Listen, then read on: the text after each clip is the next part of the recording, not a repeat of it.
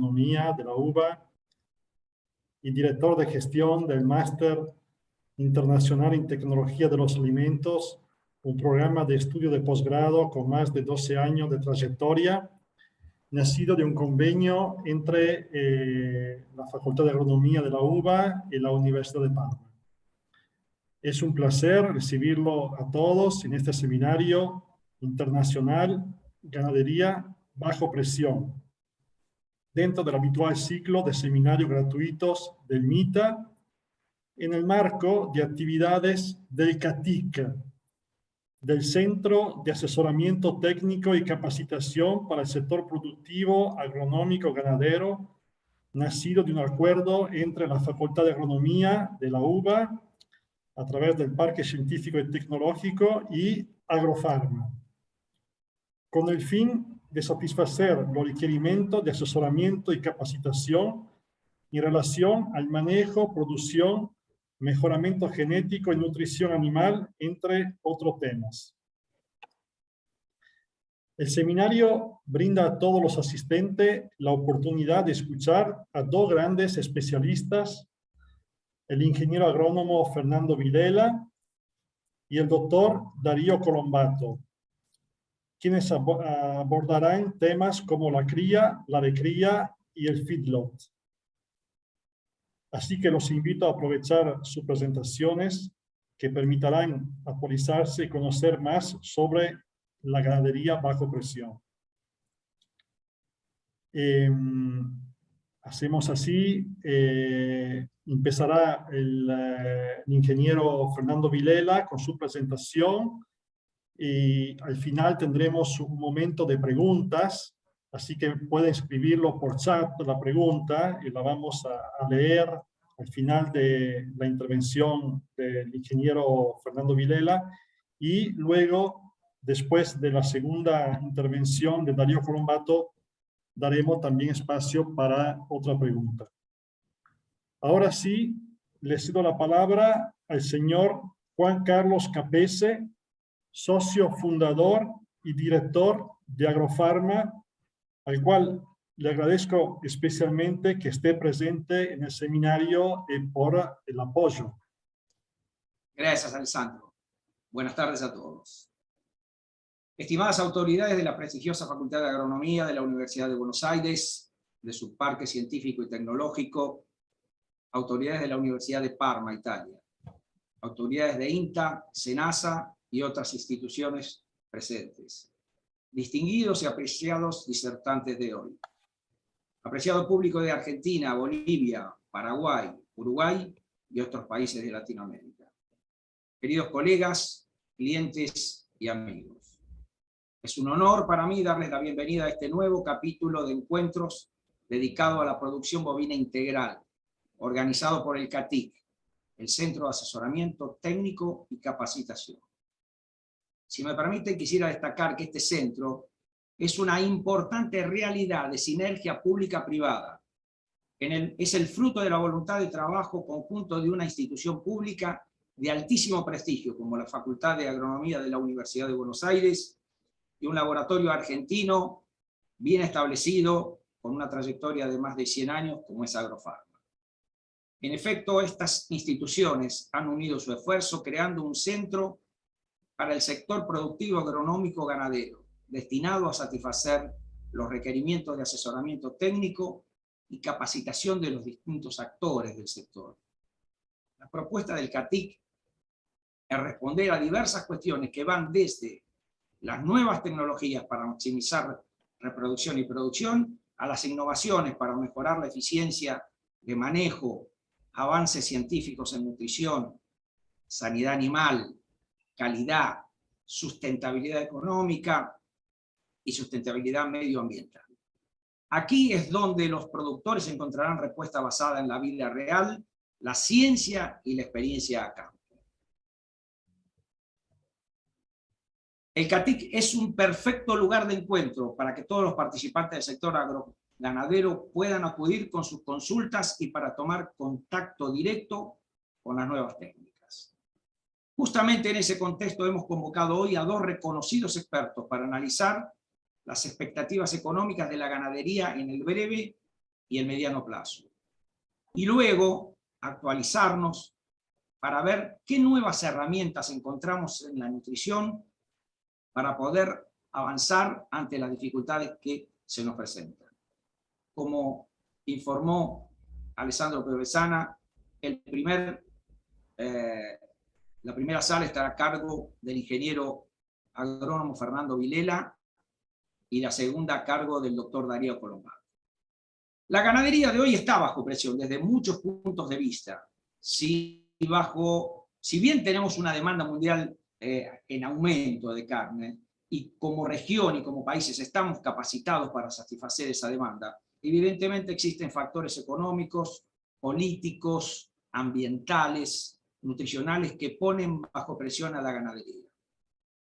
Nuestros prestigiosos disertantes nos darán información valiosa que nos servirá para enriquecer nuestra propia experiencia, a fin de decidir sobre los próximos pasos a seguir. Tengo la seguridad y el deseo que el público presente combinará todos estos elementos con algo más, con una fuerza que todavía hoy no podemos medir, tal como dijera hace tiempo el científico Albert Einstein. Una fuerza motriz más poderosa que el vapor, una fuerza motriz más poderosa que la electricidad y la energía atómica. Me refiero a la fuerza de la voluntad. Y si esa voluntad individual se une a otras para crear genuinas sinergias, entonces las posibilidades de éxito serán muy altas. Señoras y señores, en nombre de CATIC y Agrofarma, les deseo un excelente encuentro. Muchas gracias. Muchas gracias, Juan Carlos, por tus palabras. Bueno, empezamos entonces con la primera charla, que será sobre el tema expectativas económicas en el breve y mediano plazo. Está a cargo del ingeniero agrónomo Fernando Vilela. Fernando Vilela es director del programa de bioeconomía del Simposio Internacional del Sur al Mundo en 2030 y del Departamento de Bioeconomía, Política Pública y Prospectiva, Programa de Agronegocio de FAUBA y ex decano de la FAUBA. Así que la palabra a Fernando. Bueno, muchas gracias. Muchas gracias por la oportunidad de poder estar nuevamente con ustedes. Siempre es un gusto volver a tener estos encuentros. Y lo que vamos a referirnos justamente es a lo que recién se mencionaba, eso es lo que me pidieron, en términos de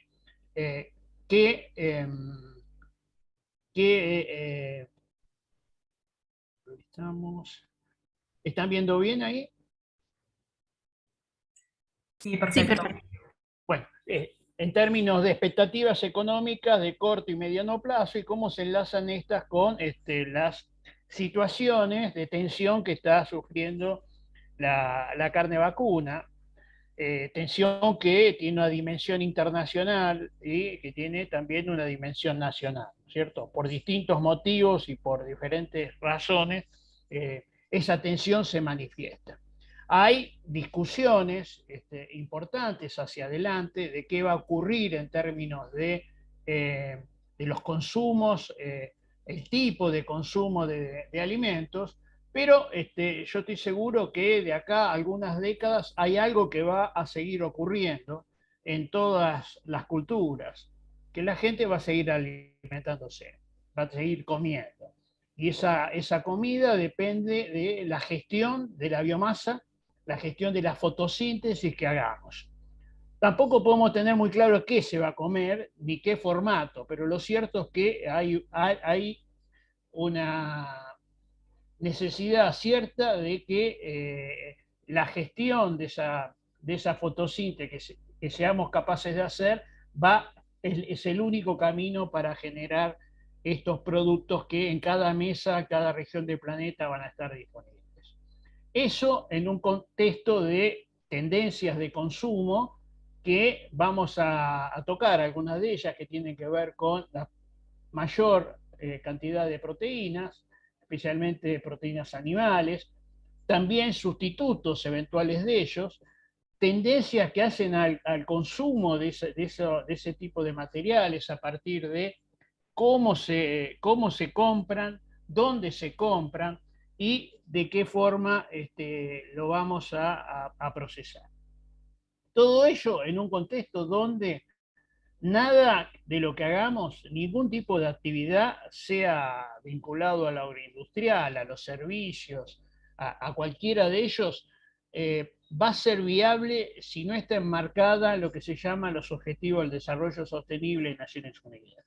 O sea, no va a haber capacidad de poder vender productos, servicios o de contratar o conseguir financiamiento si no estamos en ese marco. Al cual hay que agregar además que casos como nuestros países han adherido al Acuerdo de París de 2015 sobre el tema del cambio climático. O sea que ese marco es un marco ineludible para cualquier cuestiones que estemos enfrentando.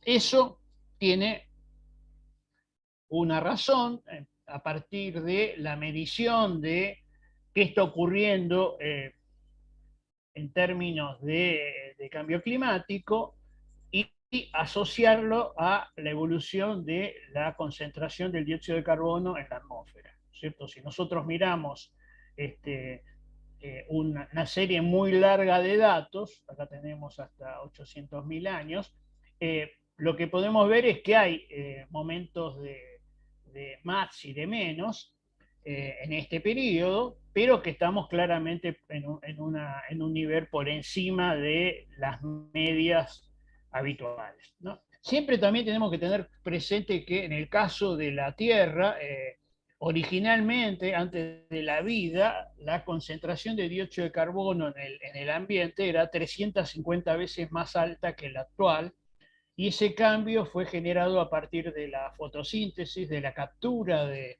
ese dióxido de carbono, también de la formación de carbonatos que fueron extrayendo este dióxido del aire, y que a partir de la fotosíntesis, ese aire que tenía 0% de oxígeno llega a los porcentajes actuales. O sea, a lo largo de la historia ha habido distintos momentos, distintas evoluciones, distintos tipos de organismos que han aprovechado en cada situación, pero la vida tal como la conocemos en los últimos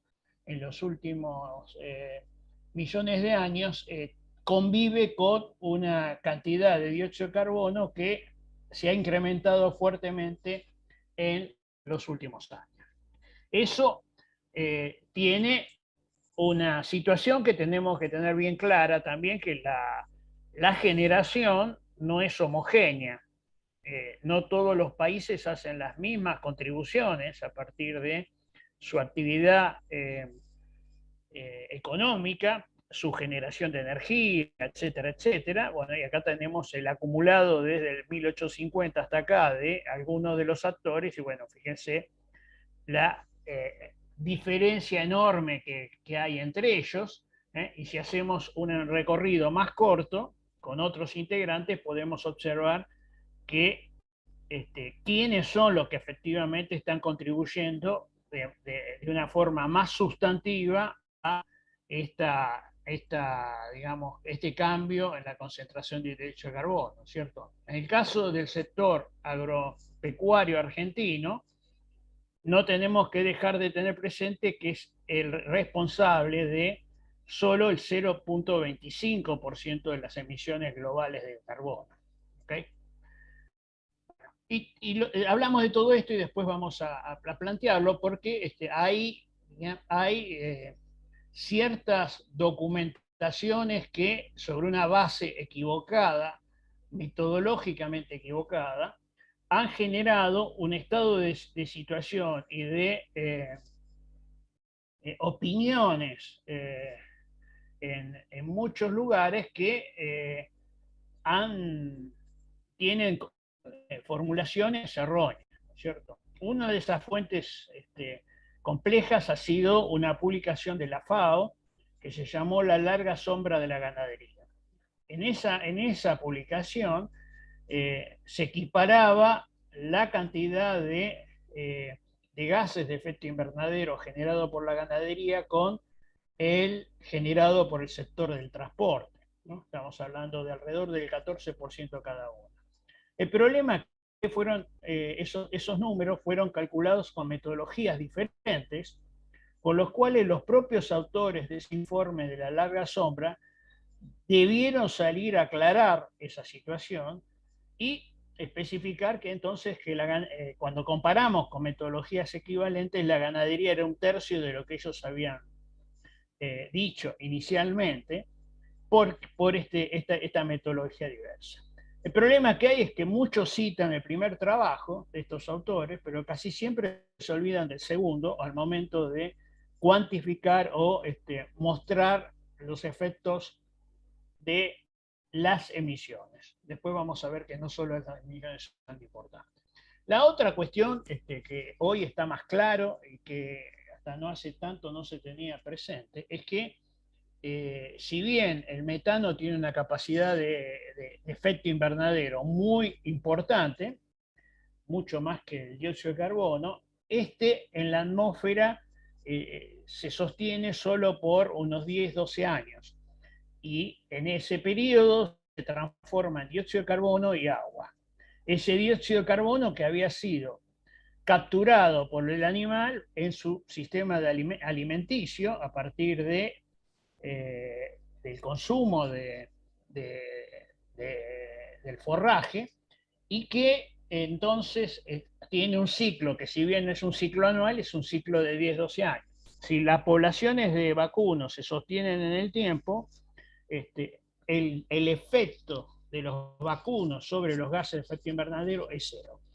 Por lo cual ahí hay, digamos, algunos otros elementos que muchas veces falazmente se manejan y que tienen que ver con esta mención que estoy haciendo del ataque a la ganadería a partir de estas formulaciones que tienen estas problemáticas que estoy mencionando, ¿cierto? Que la diferencia de, de las otras fuentes de emisiones de dióxido de carbono, como pueden ser las emitidas a partir de los hidrocarburos, el carbón, el petróleo, el gas, que fueron parte de aquel dióxido de carbono que mencioné al comienzo, que estaba en la atmósfera original, que había sido capturado y almacenado en un estado que no ingresaba nuevamente a la atmósfera, salvo el caso de combustiones como lo estamos haciendo hoy.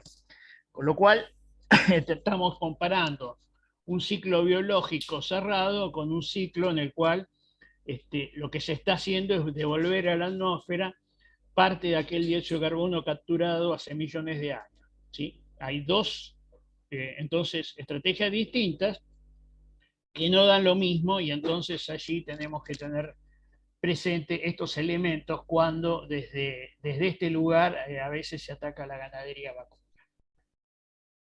Por otro lado, cuando nosotros observamos cómo se consumen las proteínas a nivel mundial, acá estamos hablando de proteínas de origen animal, lo que encontramos son que en distintas regiones del planeta la composición de esas proteínas son diversas, ¿cierto? Si nosotros nos vamos, por ejemplo, al este de Asia, hablamos de China, Japón, las Coreas, ahí tenemos una presencia de la carne de cerdo bastante importante, huevos y carne de pollo, etcétera. Carne vacuna es una cantidad relativamente chica. Si nos vamos al sur, o sea, nos vamos a la India, por ejemplo, lo que aparece fuertemente como fuente de proteína tiene que ver con la leche, tanto de búfalo como de vacuno, con números totalmente relevantes, siendo la carne, digamos, la carne del vacuno, un número muy chiquito porque solo en la región de la India se consume. Si vamos a los países americanos, esta proporción de carnes es más equilibrada, aparece más cantidad de carne vacuna, especialmente en Sudamérica, y cerdo, pollo, leche, etc. Esta parte que consume básicamente leche, sin embargo, tiene una componente en términos globales muy importante en términos del rodeo. Después lo vamos a mirar. La otra cuestión que aparece es la heterogeneidad en el consumo de carnes, ¿sí? Que puede predecir hacia dónde pueden ir los consumos. En este caso, lo que tenemos es que el país de mayor consumo per cápita de carne vacuna, de carnes, perdón, sumando la vacuna, la de cerdo y la de pollo, es los Estados Unidos. ¿Sí? Los Estados Unidos, que están en torno de los más de 120, 120 y poco kilos de carnes totales, y hay solo otros hay otros 3 países que acompañan valores por encima de los 110, que son la Argentina, Australia y Nueva Zelanda. Estos 4 países son los que tienen los mayores consumos de carnes sumadas todas ellas, con un mix distinto, ¿no? Claramente la Argentina es el país global que tiene mayor consumo de carne vacuna per cápita. Hoy está entre 45 y 50 kilos por habitante año. Le sigue el Uruguay, que está relativamente cerca, y los demás están bastante más lejos, ¿no? Con una media global en torno de los 8 o 9 kilos. Entonces, cuando nosotros observamos los diarios del día a día y la problemática que aparece en términos del consumo de la carne vacuna, estamos hablando del país del mundo con mayor consumo de carne vacuna, con ingresos medios de su población bajos, 40% de pobres, etcétera, que entonces están consumiendo eso porque acceden a un producto de altísima calidad a un precio comparativamente, en términos globales, barato. En los últimos años, sin embargo, ha crecido un consumo de pollo que hoy es parecido en términos per cápita anuales a la carne vacuna, y una creciente incorporación de carne de cerdo que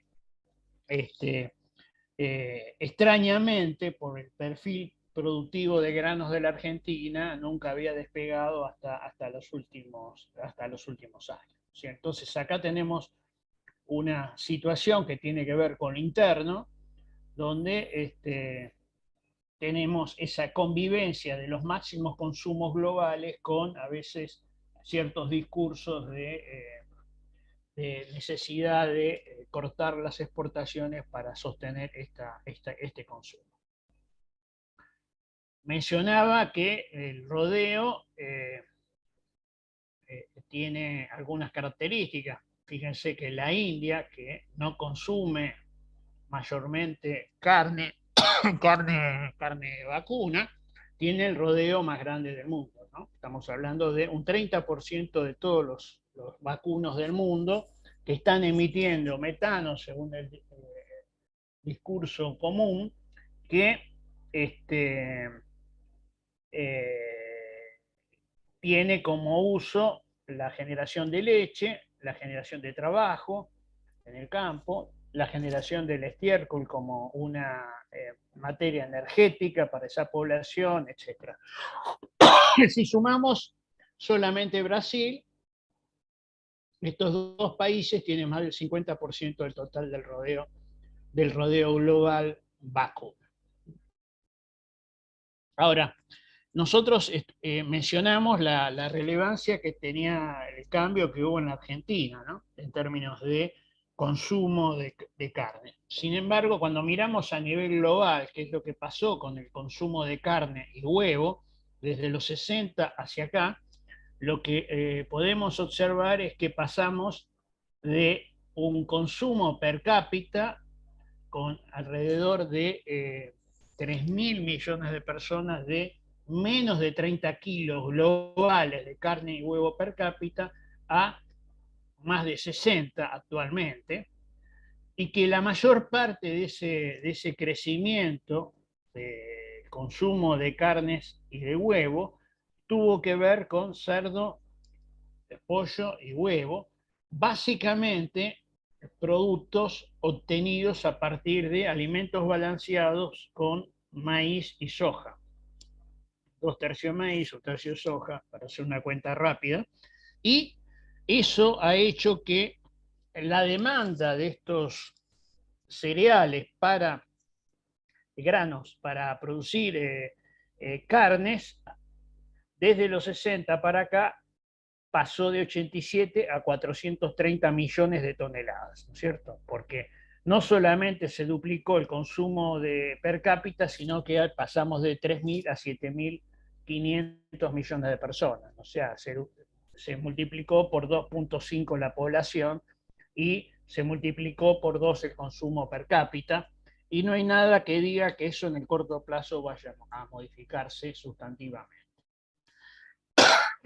Un ejemplo de esto son estos datos de China, donde se compara el consumo medio y el consumo urbano y rural de su población, donde lo que se puede observar es que de la población rural, su consumo de total de carnes es la mitad que el consumo de un mismo chino en la ciudad. Lo que ha venido ocurriendo desde Mao hasta acá, o sea, desde los 70 para acá, es que cada año entre 20 y 25 millones de chinos se han trasladado del campo a la ciudad y han modificado, a partir de transformarse de pobres rurales en clases medias urbanas, su dieta, duplicando la cantidad de proteínas animales consumidas. Esto tiene relevancia, y bueno, son 1.400 millones de personas, ¿cierto?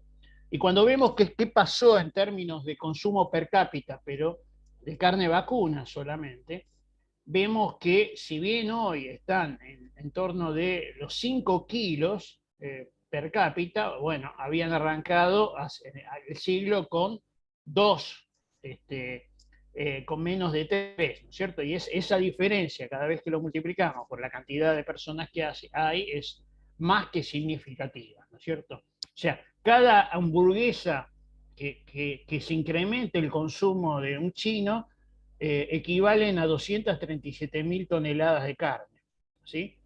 Ese consumo creció un 60% en estos valores que yo les mostré, y todas las exportaciones récord de Argentina del 2019 equivalen a menos de 4 hamburguesas por chino en ese momento, ¿no es cierto? Esto para poner una dimensión de relevancia de lo que está pasando y lo que va a pasar hacia adelante. Y si miramos qué pasó con el comercio mundial de las 3 carnes principales, incluyendo China, en los últimos, desde el 2015 para acá, vemos que tiene una cierta estabilidad en torno a los 20 millones de toneladas, pero si agregamos la importación de carne de China, que está hoy en torno de los 9 millones, o sea, pasamos en el 2015 de 22 millones de toneladas el comercio mundial a el 2021 en torno de los 30 millones de toneladas de comercio mundial, ¿cierto? Esto para marcar la relevancia de lo que está pasando allí. Si bien hubo un evento importante, un cisne negro, que fue el tema de la fiebre porcina africana, que ha hecho que en algún momento de hace 2 años atrás, casi el 40% de la población de cerdo desapareció, y China tenía la mitad de los cerdos del planeta, o sea que hubo un momento que perdimos alrededor del 20% del rodeo global de cerdos, y eso de alguna manera se ha ido recuperando. Bueno, eso generó transformaciones que hicieron que, por ejemplo, China triplicara casi sus importaciones, ¿no? Vean que estamos en el año previo a la pandemia en torno a los 3 millones y ahora estamos en cerca de 9. Eso es un cambio sustantivo cuando el total del mercado era de 20, ¿no?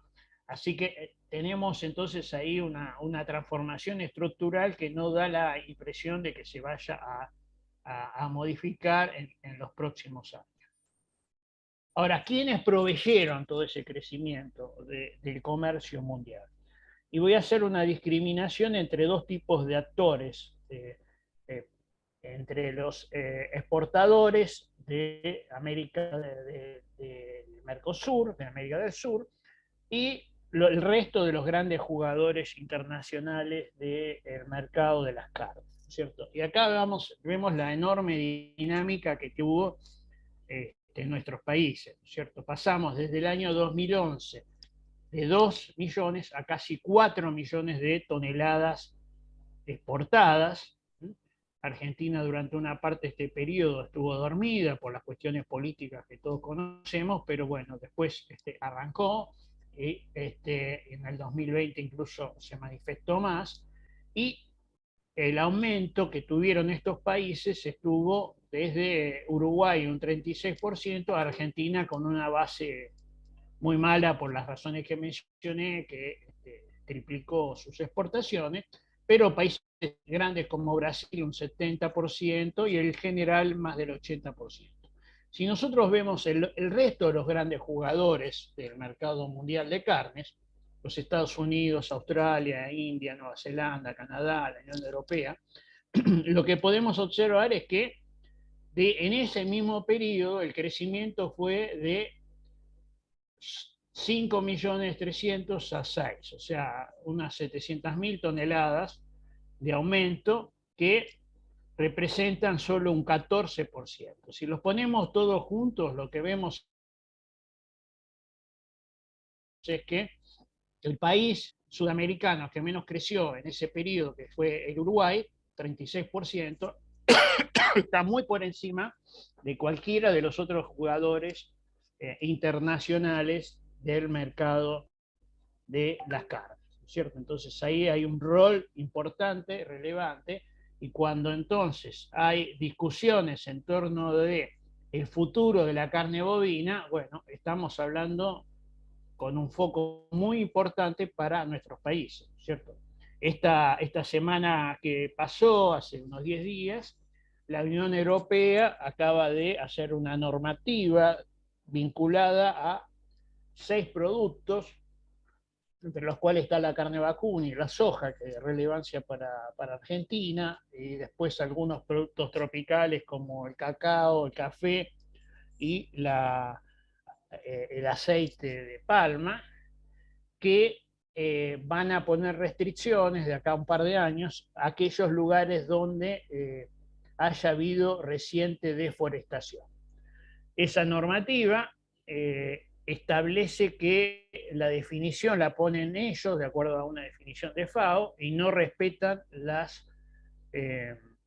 definiciones de cada uno de los países provenientes de estas materias primas, y ponen un límite temporal reciente, o sea, el 31 de diciembre de 2020, a partir del cual los productos que se generen en ambientes que a partir de esa fecha se deforestan no van a ser importados o van a tener sanción en términos de la Unión Europea, ¿no? Este tema es un tema que hay que discutir, hay que pensar claramente. Hay quienes quieren ir a la OMC a partir del mismo, y por otro lado, muchas veces tenemos que, frente a ese panorama cierto del cambio climático, de los cuidados que tenemos que tener, bueno, ¿cómo son las cargas?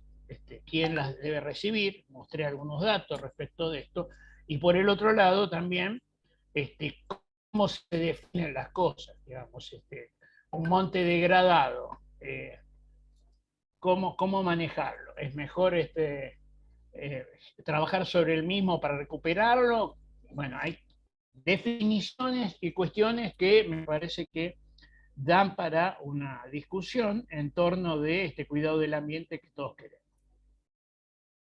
La otra cuestión importante que tenemos que tener claro es que está cambiando la forma de acceso a productos, ¿cierto? Y aquí les marco algunas cosas simplemente a manera de ejemplo.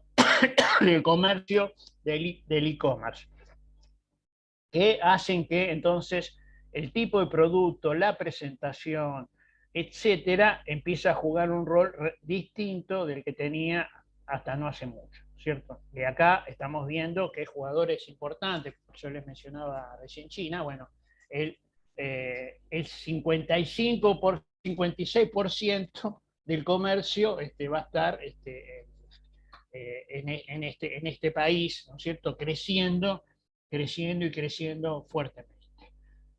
Para la Argentina se hizo una encuesta también acerca de qué está pasando en términos del impacto de las cuarentenas respecto del comercio electrónico, y podemos observar que ha habido también un impacto grande, ¿no? De valores relativamente bajos, en torno al 2 al 5%, bueno, estamos llegando a un 10% en distintos tipos de productos como los envasados, las carnes, pescados, embutidos, etcétera, frutas y verduras, carnes, pescados, y bueno, hay distintos tipos de productos, que está duplicado, que cada vez más ingresan por ese mercado. Y si ingresan por ese mercado, ese es un consumidor que va a estar exigiendo cada vez más certificaciones, trazabilidad, y esas certificaciones vinculadas, en el caso de las carnes, a las cuestiones ambientales y de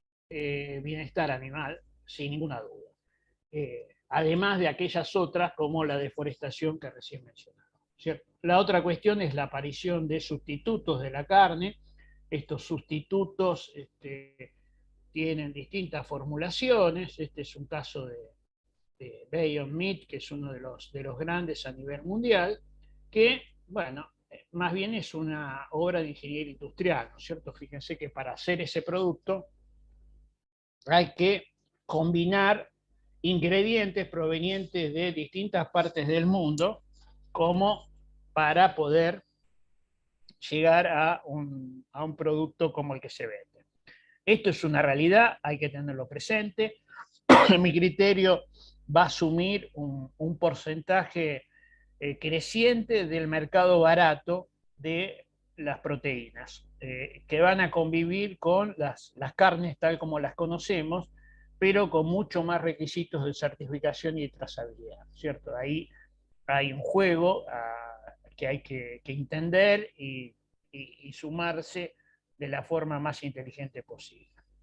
Hay cuestiones que empiezan a aparecer como cosas que yo estoy usando esto para un juego de alguna manera, que es que en el estado de Indiana, en el siglo XIX, se pretendió legislar el valor de pi, ¿no? Entonces alguien tuvo media sanción del Congreso de Indiana, hasta que se dieron cuenta de la barbaridad, y eso mismo está ocurriendo en algunos otros lugares, ¿cierto? Hubo un país, Sri Lanka, que hace unos 8 meses había legislado que había que tomar la agricultura orgánica, que era la única forma de producción. Prohibieron la importación de fertilizantes, de agroquímicos, etc. El chiste duró 6 meses. A los 6 meses, la debacle productiva de este ensayo, digamos, natural, fue tan grande que tuvieron que levantar todas las restricciones porque la gente se moría de hambre. Entonces hay, digamos, situaciones que pueden llegar a estas cuestiones cuando uno no evalúa adecuadamente las cosas. Es cierto que va a haber que declarar, que va a haber que tener cuidados, pero hay muchos indicios que tenemos respecto de que para la Argentina el tema de las huellas ambientales es un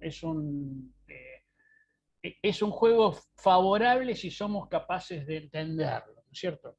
La Argentrigo midió hace unos meses, publicó una medición que se hizo del trigo argentino, donde daba que, comparado con el australiano, que es un sistema parecido, tenía una huella ambiental del 30% menor.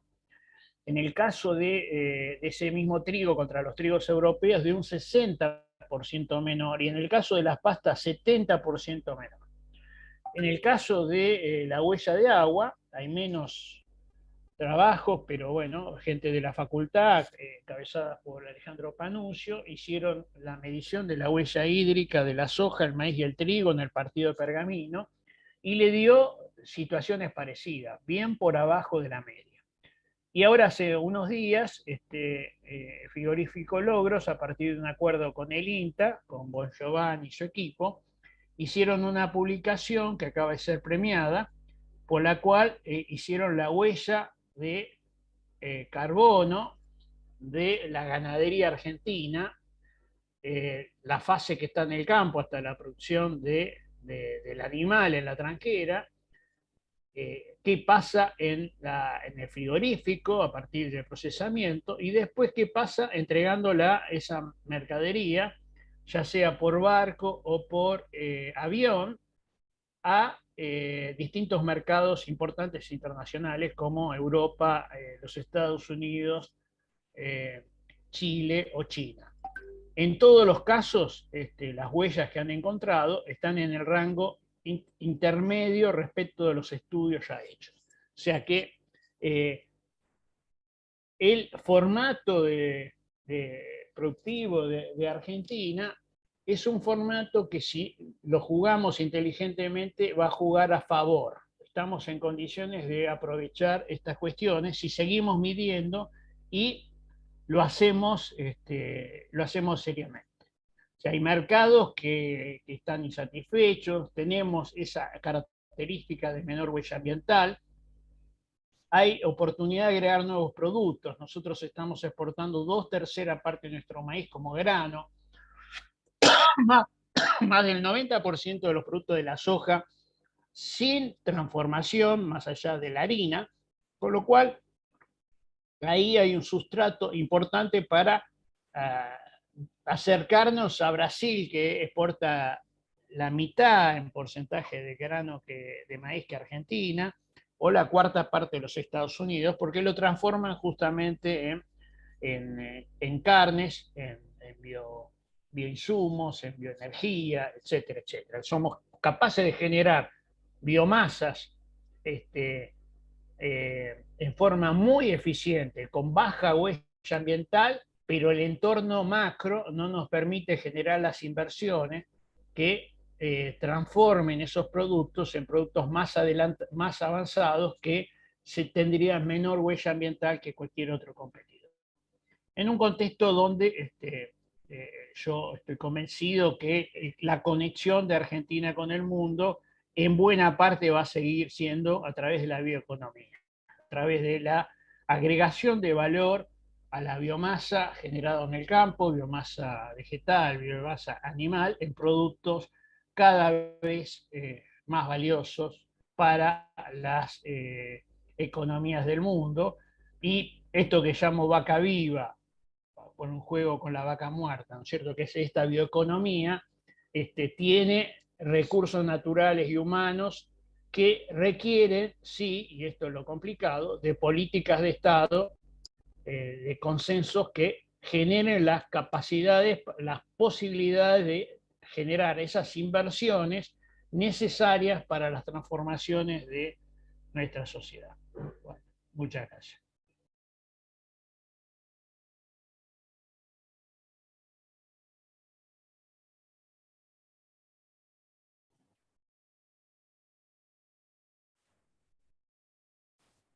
No sé si hay preguntas o dejamos para después. Gracias, Fernando. La verdad que información muy interesante que nos escucha normalmente estos datos, esta información. Me parece que hay una pregunta, así que Marcia, ¿se puede leer la pregunta? Sí, hay 3 preguntas hasta el momento. Leo la primera, desde Rosana, dice, ¿usted cree que hay que trabajar sobre la reducción de las emisiones de metano o que la ganadería no incide en ellos? En el caso de que sea positivo, ¿cómo sería factible la reducción para frenar el cambio climático?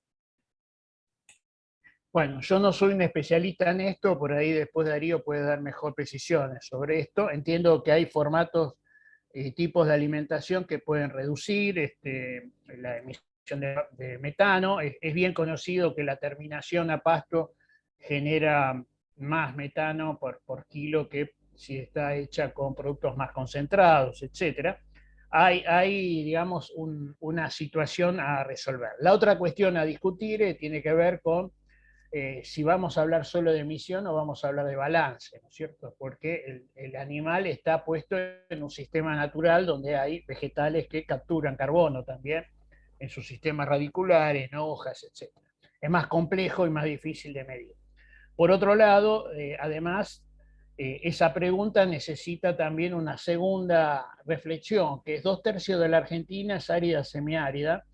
En ese contexto territorial, muchos de los pastos o la vegetación natural que tenemos solamente puede ser transformado en alimentos a partir de rumiantes, que son capaces de transformar esa celulosa en algo que tenga valor biológico, ¿no es cierto? Entonces, si sacamos esa ganadería, bueno, es un gran parque nacional que bueno, esto también tiene impactos múltiples, económicos, sociales, etcétera, que finalmente van a terminar acumulando biomasa hasta que venga un incendio y eso huele todo al ambiente de vuelta. Entonces, ahí, digamos, me parece una discusión que hay que hacer sobre bases, datos ciertos. Este tema del ciclo del metano, visto como lo presenté, es un tema que no es menor y que, bueno, merece una reflexión. O sea, ¿hay un problema climático? Sí. ¿Hay que hacer cosas para resolverlo? Sí. ¿Hay que comprar acríticamente discursos provenientes de ONGs, de lugares donde las problemáticas sociales y económicas son distintas? No. No. Todo eso hay que construirlo en función de un conocimiento científico local que tome en serio estas cuestiones y que las evalúe desde el punto de vista de nuestros intereses y del ambiente. Bien, la siguiente pregunta es de Andrés. Dice, en Argentina tenemos proyecto de ley de agroecología. ¿Esto será una amenaza? Mira, a mí me tocó, tal como se dijo, ser decano de la facultad, ¿no es cierto?, en su momento. Y nosotros en aquel momento generamos hace 20 años ya una carrera de ciencias ambientales. O sea, el tema ambiental era un tema que nos preocupaba, que veíamos que iba a tener relevancia, no era tan popular, pero ese tema estaba. Y aprobamos un área de agronegocios y también un área de producción orgánica. Digamos, me parece que los problemas pasan cuando uno plantea que las cosas son esto o lo otro, y no esto y lo otro. Entonces, si lo que vamos a hacer es un menú donde cada una de las instancias aproveche de la mejor manera ciertos recursos, mercados, etcétera, donde algunos hacen orgánico, y bueno, Argentina tiene la segunda superficie orgánica del mundo, mucha de ella vinculada a la ganadería lanar, etcétera, etcétera, pero lo tiene, tiene la agricultura y una buena parte de la ganadería más eficiente en términos ambientales, tal como dije, bueno, puede tener algo de otras visiones de agroecología. Yo creo que agroecología es lo que hacemos todos los días, ¿no? Pero algunos le quieren poner otro matiz, pero si alguien quiere hacerlo distinto, que lo haga. El punto es que si ese es excluyente sobre los demás, y entonces ahí hay un problema serio, ¿no?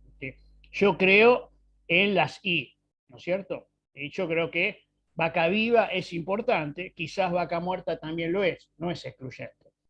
Yo creo que la agricultura eficiente argentina, modelo a nivel mundial, es buena, y puede ser bueno también que haya un orgánico que aproveche los mercados de clases medias mundiales, que son capaces de pagar un diferencial importante de precio, y lo haga, digamos. Parece que el punto es cuando alguien plantea desde arriba o desde el costado que las cosas tienen que ser de una sola forma. Y eso, la verdad, yo me resisto en cualquier cuestión, ¿cierto? En la producción y en cualquier otra cuestión. Bueno, muchas gracias, Fernando. Hay más preguntas, pero ya estamos con el tiempo, así que la dejamos para el final eventualmente. Bueno, Quiero aprender ya. con Darío yo también, así que... Muy bien, muchas gracias, la verdad muy interesante también el diálogo. Bueno, entonces empezamos con la segunda charla. ¿Qué podemos hacer desde la nutrición? En la charla la va a dar el doctor Darío Colombato, ingeniero agrónomo de la FAUBA, PhD in Agriculture, de University of Reading, Inglaterra, investigador adjunto del CONICET, profesor titular regular en la Cátedra de Bovino de Carne, Departamento de Producción Animal de FAUBA, y consultor internacional en Sistema de Producción Animal y Nutrición de Rumiantes. Así que la palabra a Darío Colombato. Muchísimas gracias, Alessandro. ¿Se me escucha bien? Perfecto. Bueno, muchas gracias por la invitación. Un gran gusto estar con ustedes nuevamente, un gran gusto compartir este espacio con Fernando. Fernando lo sabe, yo lo he hecho público varias veces, fue el decano durante toda la estadía mía en Inglaterra en el doctorado y siempre tuve un gran apoyo desde Argentina en tiempos en donde por ahí la comunicación y las formas del envío, sobre todo del dinero de la beca, podía ponerse complicada. Así que siempre el reconocimiento al esfuerzo por permitirnos a los que estábamos en aquel momento perfeccionándonos en el exterior poder continuar y finalizar nuestros estudios con total tranquilidad. Me voy a referir a lo que podemos hacer desde la nutrición. Algunas cuestiones ya las mencionó Fernando, por eso voy a complementarme con lo que él mencionaba. Y la idea en esta charla, además de ir rápido para no ocupar tanto tiempo y dar un espacio de intercambio, es preguntarnos entre todos cuáles serían las razones para mejorar la eficiencia en ganadería, tanto económicas como productivas, meternos en la cría, que es donde todo comienza, o sea, esa relación toro-vaca y después un ternero, donde todo comienza, decía, y mucho de lo que hablamos después de calidad de carne se define. Vamos a dar algunos ejemplos.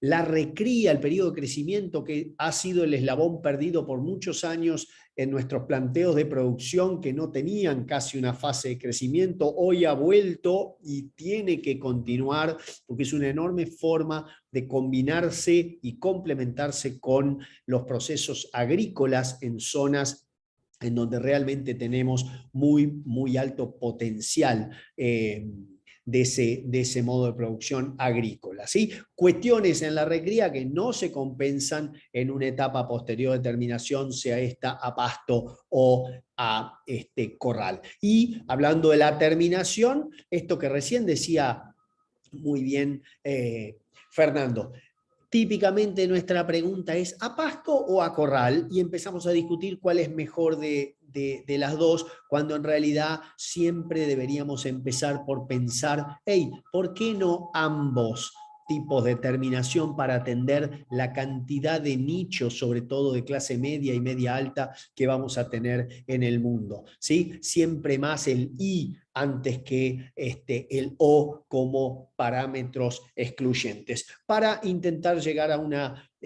suerte de conclusión e implicancia que nos deje algún mensaje para llevarnos a las casas, iba a decir, como decimos en el campo. ¿Cuáles serían las razones entonces para mejorar la eficiencia en ganadería? Primeramente, yo voy a tratar de ganar más haciendo lo mismo. O sea, si soy más eficiente, voy a ganar más, tanto productiva como económicamente, haciendo lo mismo. Tengo que entender que la ganadería es un negocio. O sea, en muchos estamentos oficiales se piensa que la ganadería es una suerte de servicio público, pero claro, con inversión y riesgo privado. ¿Sí? Y ahí no nos podemos poner de acuerdo en este tipo de cosas. La ganadería es un negocio y como tal, el negocio mejora, en el caso específico de ganadería, mejora mucho más cuando yo aumento mi ingreso más que cuando trato de reducir el gasto. Entonces, el hecho de ser eficiente va a implicar una mayor inversión con el consiguiente aumento del ingreso y esto va a ser mejor que cuando yo trato de reducir el gasto y no termino invirtiendo las cosas que realmente son importantes y empiezo a realizar minería sobre los suelos, empiezo a bajar la eficiencia y ahí empiezo a tener problemas de dos tipos principalmente. El primero es que un animal más eficiente va a correlacionar con uno que está más tranquilo y más sano. Entonces estoy cumpliendo con parámetros del bienestar animal. O sea, los animales más eficientes, contrariamente a lo que la gente piensa, son aquellos animales que están más tranquilos y más sanos. Porque si no, no serían más eficientes. Ningún animal enfermo produce más que el otro. ¿Sí? Ningún animal estresado produce más que el otro. Entonces, está en mí en cuidar ese bienestar animal porque me hace un animal más productivo y esa es una gran razón para mejorar la eficiencia ganadería. Lo otro, algo que ya dijo Fernando, ¿sí? El impacto ambiental de la ganadería se va a ir reduciendo conforme aumento la eficiencia. ¿Por qué? Porque si yo produzco más, la forma en que deberíamos medir las emisiones en la producción de alimentos es cuántas emisiones, y sumado a eso después hablamos del balance, yo estoy generando, pero como contrapartida te doy 1 kilo de alimento, no te doy un paseo digamos, en un avión dando vueltas al cohete por el aire. Estoy produciendo alimentos con esta emisión de gases de efecto invernadero, ¿sí? Esa es una importancia, digamos, para mí es algo muy importante, más que a veces pensar en cuánto emite o no. O sea, ¿qué produjiste como contrapartida en la emisión? ¿Sí? Otra cuestión que a veces joroba para quienes estamos muy en el medio entre lo que sería la academia y el medio productivo como tal, es esa muletilla de la gente decir, no, la ganadería no adopta tecnología. ¿Cómo que no adopta tecnología la ganadería o no aplica tecnología? 3 ejemplos solamente. El uso de la inseminación artificial en tiempo fijo que viene subiendo en los productores, estamos hablando de un 12, un 15% aproximadamente, permite aumentar mucho la productividad en el sentido que yo puedo llegar a tener el 60 o hasta el 65% de los terneros que van a nacer en el mejor de los casos, dentro de un proceso que dura 3 meses de pariciones, yo los tengo dentro de los primeros 10 días. Entonces voy a tener terneros más pesados al momento de removerlos de sus madres, ¿sí? Porque van a haber nacido antes, ¿sí? Entonces, eso es una enorme adopción y aplicación de tecnología porque hay protocolos hormonales, hay mucho trabajo y muchos servicios asociados con esto de las evaluaciones genéticas, ¿sí? Nosotros tenemos, digamos, autoridades mundiales dentro de la facultad, en la Cátedra de Mejoramiento Genético Animal, ¿sí? Que ya están combinando la clásica genética cuantitativa con la genómica, ¿sí? El estudio de qué genes se prenden, qué genes se apagan conforme relaciones con el medio y con la alimentación, con la sanidad, etcétera. Y algunos conceptos un poco más nuevos, ¿sí? Como el que llama el residual feed intake, que es, para ponerlo en términos muy llanos, es un parámetro que se está utilizando porque permite definir qué animales comen menos y producen lo mismo, o qué animales comen lo mismo y producen más, ¿sí? Y eso es un carácter que puede llegar a ser heredable, con lo cual yo podría estar seleccionando animales por este tipo de parámetros. ¿Y cómo no adoptamos tecnología? ¿Cómo si estamos usando, como está la foto de aquí abajo, herramientas satelitales para armar nuestros presupuestos forrajeros? ¿Sí? Ya no se habla tanto de balance, sino de presupuestos forrajeros. Hacemos futurología, pero con datos de un satélite que hace 20 años que está pasando por el mismo sitio. Hacemos proyecciones de crecimiento del pasto y como tal planificamos su manejo. ¿Sí? Estos son 2 o 3 ejemplos solamente de lo que estamos metiendo y en todo buscamos la eficiencia. ¿Sí? Pero porque estamos en un negocio y está en nosotros tener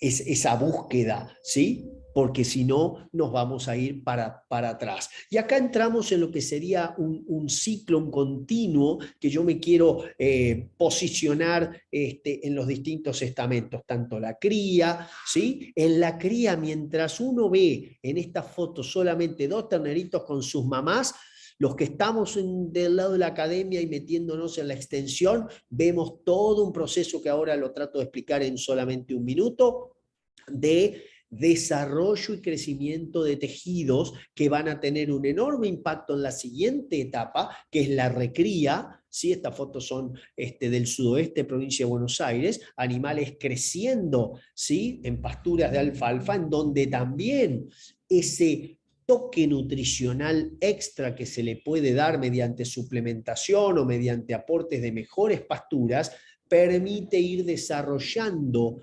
atributos de calidad en la res que ahora vemos la importancia que van a tener. ¿Por qué? Porque yo quiero lograr esto, ¿sí? Este producto, carne, es la transformación de la fotosíntesis, como hoy decía Fernando, en la proteína animal más rica desde el punto de vista de su valor biológico al que podemos acceder. ¿Por qué? Porque la escalerita o los ladrillitos, que son los aminoácidos que conforman la proteína, es lo más similar a la que necesitamos nosotros como humanos, ¿sí? Para nuestro crecimiento y para nuestro mantenimiento de los tejidos y lo que también tenemos nosotros los humanos producción. Lo que yo no quiero es producir esto, que es mucho más caro. Esto es grasa, ¿sí? Este borde acá que ven ustedes es grasa que le cuesta mucho al productor y que le cuesta mucho a la industria porque es grasa de rechazo que pierde valor. Entonces, yo no quiero esto y nos vamos a tratar de posicionar ahora en cómo logro, ¿sí? Llegar hasta ese máximo atributo de calidad, sí, que pueda satisfacer a la mayor cantidad de mercados posibles en el mundo. Metámonos solamente en esto por un minuto, solamente les pido atención a estas barras que están aquí en forma horizontal, en donde estamos posicionados desde la concepción, ¿sí? El encuentro del toro con la vaca, hasta el nacimiento del ternerito, ¿sí? Todo el proceso de gestación. En los primeros 2 meses se genera, como pasan los bebés también, el crecimiento y desarrollo de los órganos vitales. ¿Sí? Se arma todo lo que sería el cableado del sistema nervioso, más los órganos vitales que le van a permitir después al animalito sobrevivir. Y estas barras de un color rosado pálido aquí son 2 momentos, 2 fases de lo que se llama miogénesis, o sea, desarrollo de fibras musculares. Animales, madres que están subnutridas en forma severa durante este periodo, pueden generar una progenie más chiquitita. ¿Por qué? Porque este número total de fibras musculares ya se define en este momento, hasta el mes 6 o 7 de gestación. A partir de ahí no hay nueva creación de fibras musculares. Puede pasar a esta etapa más de una suerte de colorado en donde crece el número, crece la fibra que se desarrolló. ¿Se entiende? Son 2 cuestiones. Uno se llama hiperplasia, que es las nuevas células, y más número de células, y lo otro es hipertrofia, que es el crecimiento en tamaño de esa célula ya desarrollada, ¿sí? Y la línea en amarillo es clave también porque es la adipogénesis o el desarrollo y diferenciación de adipocitos. Ahora, ¿cuáles son los adipocitos que me interesan? Típicamente para los mercados de mayor valor me interesan un tipo de adipocitos que se llama intramuscular, que son pequeños flequitos de grasa que están dentro de la musculatura, así como la línea de la mano en el ojo de bife, ¿sí? Ese es el que me interesa para atacar, comercialmente hablando, los mercados que más pagan en el mundo. Y por supuesto también para darle un poquito más de jugosidad a algunos cortes que vamos a comer nosotros y van a comer en otros países también, ¿sí? Entonces, hay que tener mucho cuidado y trabajar en la eficiencia en la cría, sobre todo en Argentina, que solemos tener índices un poquito por debajo de otros países, sobre todo del hemisferio norte, ¿sí? Porque aquí, al trabajar mal en la cría, también indirectamente estamos trabajando mal sobre la progenie. Y entonces entramos en un círculo de bajo crecimiento y desarrollo. Una vez que el animal nació,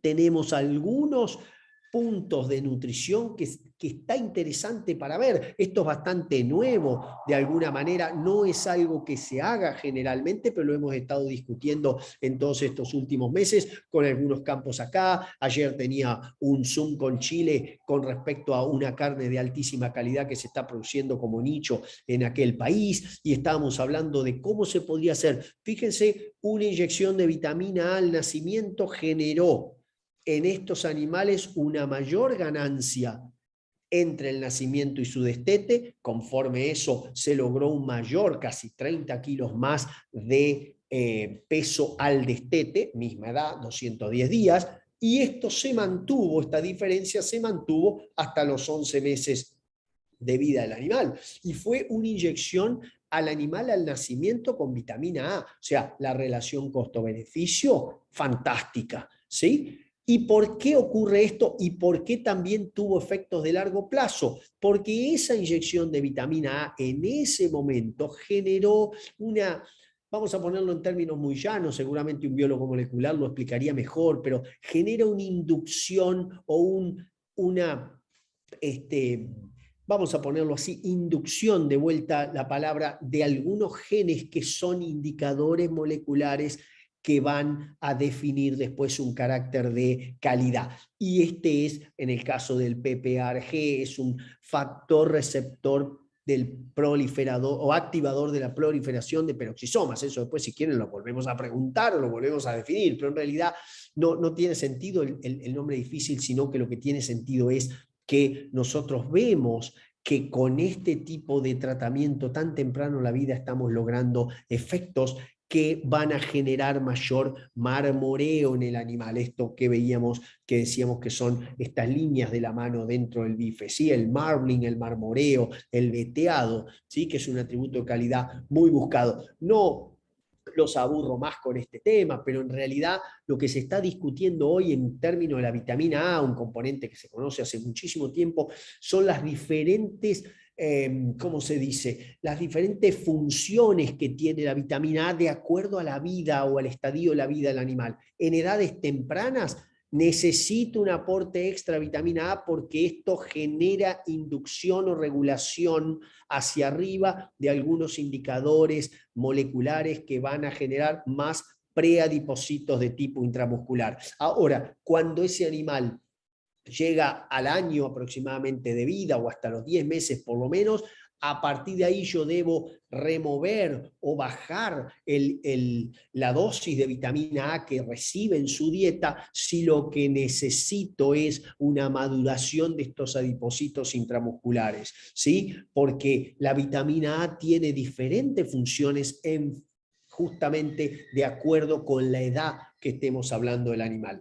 Es solamente un ejemplo de cómo estamos trabajando en cría bovina para tratar de impulsar o influir sobre edades posteriores. Un dato que salió en el Congreso de APA de hace nada más que 2 semanas atrás, ¿sí? Datos locales del Inter-Rauch, en donde se suplementó a una vaca en posparto temprano, o sea, a partir de los 15 hasta 20 días de parida esa vaca, se la suplementó con un complemento proteico porque esa vaca estaba comiendo una dieta que claramente era deficiente en proteína. Fíjense lo que es la producción de leche de las vacas suplementadas hasta los 200 días postparto versus la producción de leche de las no suplementadas, y esta línea es la línea del peso vivo de los terneros. ¿Sí? Prácticamente esos terneros le sacaron 40 kilos a sus hermanos, hijos de vacas que no eran suplementadas. ¿Sí? Después podemos discutir sobre los aspectos económicos muy puntuales de este trabajo, pero lo que sabemos es que cuando a la vaca le falta proteína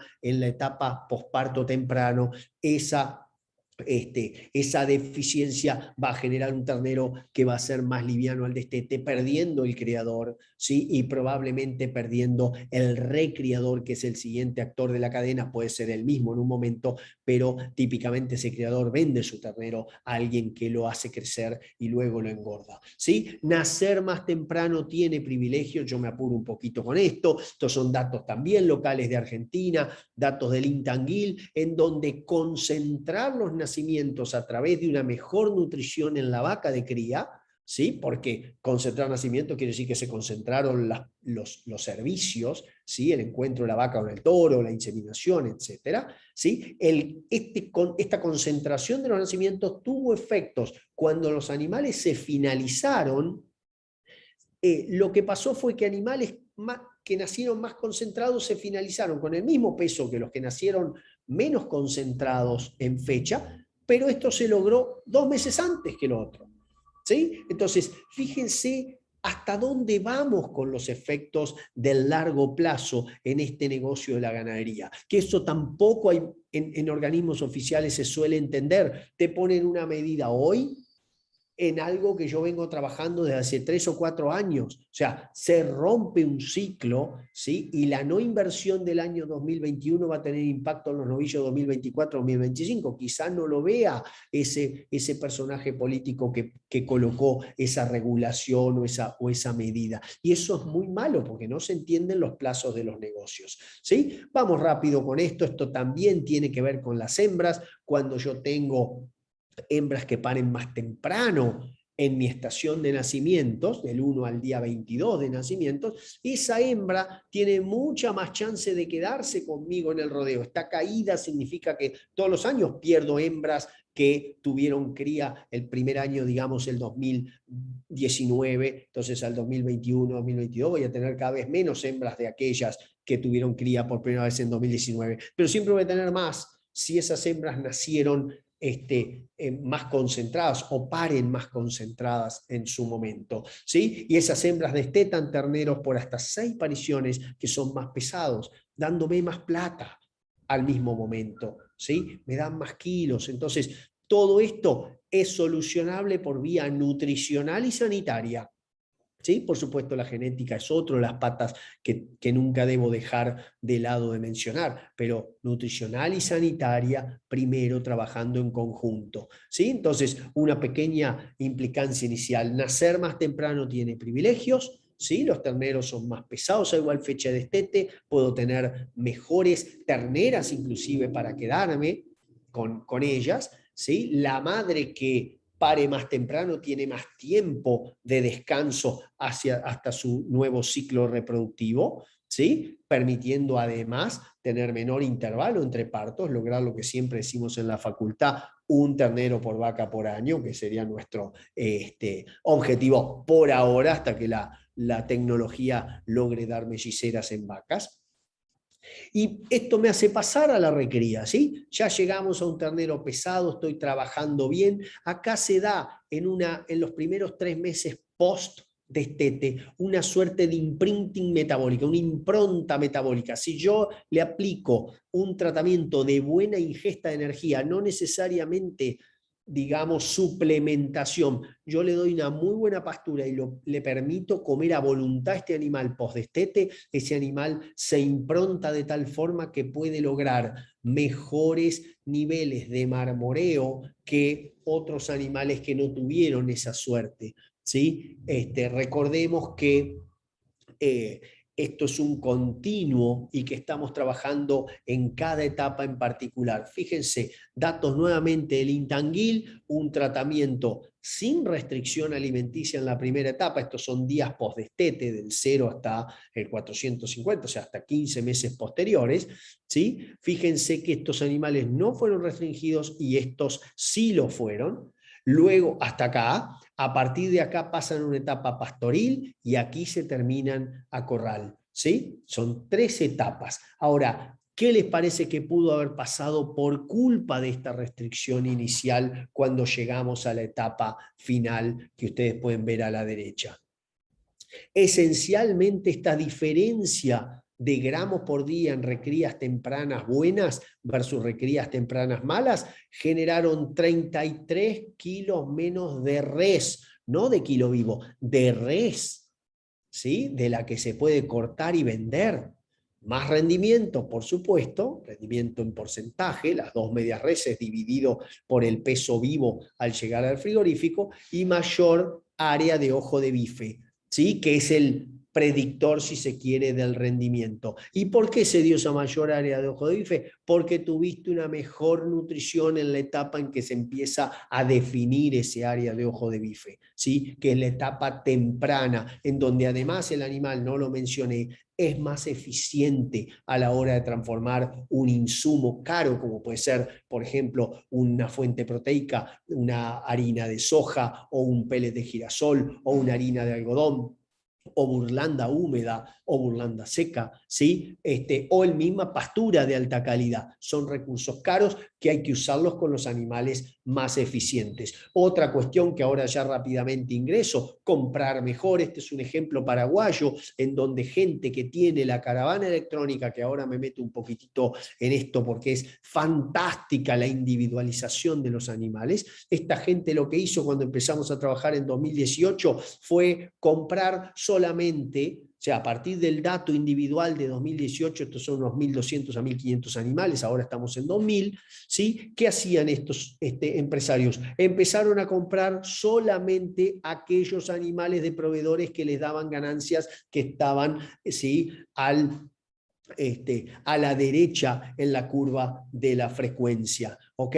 Y entonces ya en 2019 tenían la curva que ustedes ven de color azul, en el 2020 tenían la curva de amarillo y ahora estamos en prácticamente 900 gramos a pasto con una mínima suplementación de burlanda en el Chaco paraguayo con ganancias de peso fantásticas en estos animales. Y gran parte, además del manejo del pastoreo, que es muy bueno de esta gente, gran parte se lo debe a la selección individual. Fueron comprando aquellos animales que bajo las condiciones de ellos performaban o desarrollaban mejor, ¿sí? Este es un dilema que tenemos entre el pasto, el grano, discutimos y más. Bueno, a ver, miremoslo en conversión alimenticia. Una vaca que cría en pastoreo quizá convierte 40 o hasta, en algunos casos hemos visto 80 kilos de materia seca para convertir 1 kilo de ganancia de peso. Y eso está en función de la calidad del pasto. Y recordemos también que un pasto de peor calidad genera más emisiones de metano por parte de ese mismo animal. Un novillo en pastoreo de alfalfa quizás está entre 10, 15 o hasta 20 kilos de materia seca para convertir 1 kilo de ganancia de peso. En feedlot, ¿sí? En dietas concentradas, esa relación mejora, ¿sí? Si bien el costo del kilo puede ser un poquitito más alto, pero es una etapa muy, muy pequeña en toda la vida del animal y es la etapa que asegura la salida de estos animales en tiempo y forma. El feedlot tiene un componente estratégico también de liberar carga del pasto en el campo en algún momento en donde nos falte pasto, ¿sí? Y al mismo tiempo definir las fechas de salida, lo hace mucho más previsible al sistema, ¿sí? Y hay nichos para cada cosa, y hay que estudiar mucho todavía sobre el pasto. Este ejemplo de este año, un paper de la revista Agrociencia en Uruguay, en donde se observa cómo la disponibilidad de forraje afecta a la respuesta animal, pero esa respuesta es diferente si se trata de categoría calves, que serían terneros, o steers, que serían novillos, y la estación del año, ¿sí? Hay momentos, ¿sí? Como el invierno, en donde fíjense cómo hace la cantidad de olla, como decimos en el campo, ¿sí? La vitamina O, la olla que le das, la mayor cantidad de pasto genera aumentos en la ganancia de peso que son muy notables, mientras que en otros momentos, como puede ser el verano o la primavera, no hay tanta diferencia. ¿Se entiende? Entonces, es muy importante también para definir los tratamientos nutricionales que yo le tengo que dar a los animales en mi producción de pasto, sabiendo que es una materia pendiente todavía de Argentina producir más y mejor pasto. Si mañana quisiéramos aumentar el stock bovino de Argentina, nuestro cuello de botella va a ser la cantidad de pasto que estamos produciendo hoy, ¿sí? Con lo cual no es tan fácil como algún peregrino quiere decir, no, aumentemos el stock. No, señores, mientras no produzcas más pasto, muchas veces ese stock no va a poder ser levantado, y si lo fuera, ¿sí? El problema que tendríamos es que ante la menor sequía o ante el menor problema climático nos venimos abajo rápidamente en la producción. ¿sí? Déjeme entrar en una parte que tiene que ver con la eficiencia de utilización en un feedlot en donde los componentes de bienestar animal y los componentes de emisiones tienen que estar también en el orden del día. Estos son formas en que nosotros ayudamos a la eficiencia en el manejo del feedlot. Esta curva que parece complicada, lo único que quiere decir es que si yo logro un nivel de restricción en la alimentación, o sea, no les dejo que les sobre comida en el comedero al animal, sino que todos los días a la mañana yo paso, miro el comedero donde hay un corral con 100 animales y digo, bueno, tienen miguitas, les quedó miguitas de la noche anterior, ahí voy a estar seguro que estoy entre un 5 y un 10% de restricción por sobre el consumo a voluntad. Y eso va a aumentar la eficiencia de utilización del alimento por parte del animal. ¿Por qué? Porque en términos muy básicos, ese animal al consumir un poquito menos tiene menos requerimientos de procesamiento de ese alimento. Como el alimento reside más tiempo en el rumen, el animal aumenta su digestibilidad, o sea, los microbios tienen más tiempo de interactuar con el forraje y con el grano, y entonces le extraen un poco más de energía, ¿sí? Y también estoy teniendo menos pérdidas porque nunca me sobra comida en los comederos. Eso es digamos, es algo en el que se trabaja mucho en capacitación, en una acción que es muy importante en los feedlots, que se llama lectura de comederos, y que todos los feedlots profesionales tienden a tener este componente y esta operación.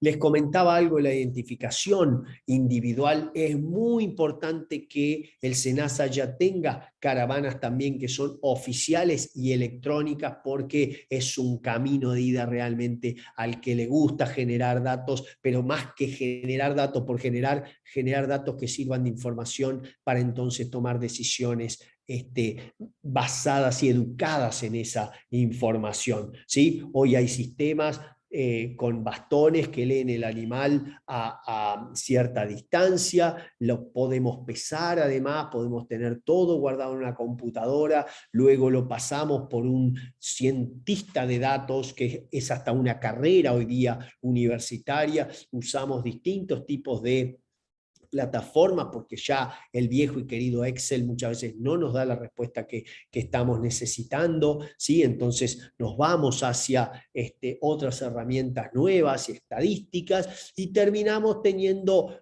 datos que les puedo mostrar. Esto es de un feedlot de la provincia de Buenos Aires, en donde todos los animales al ingresar tienen su caravana electrónica. Este es un ejemplo de 150 animales. Cada rayita son 150, es un animal, ¿sí? Los animales entraron al día 0 y se fueron al día 120. ¿Sí? El promedio entre peso inicial y peso final dio 1,420 kg ganancia, fantástica, de las que me gusta mostrar, ¿sí? Pero fíjense dónde está la diferencia. Los 20 que ganaron menos me costaron 200 pesos cada kilo ganado en el feedlot. Mientras que todos los que ganaron por encima del promedio, ni siquiera puse los 20 que más ganaron, me costaron un 18% menos.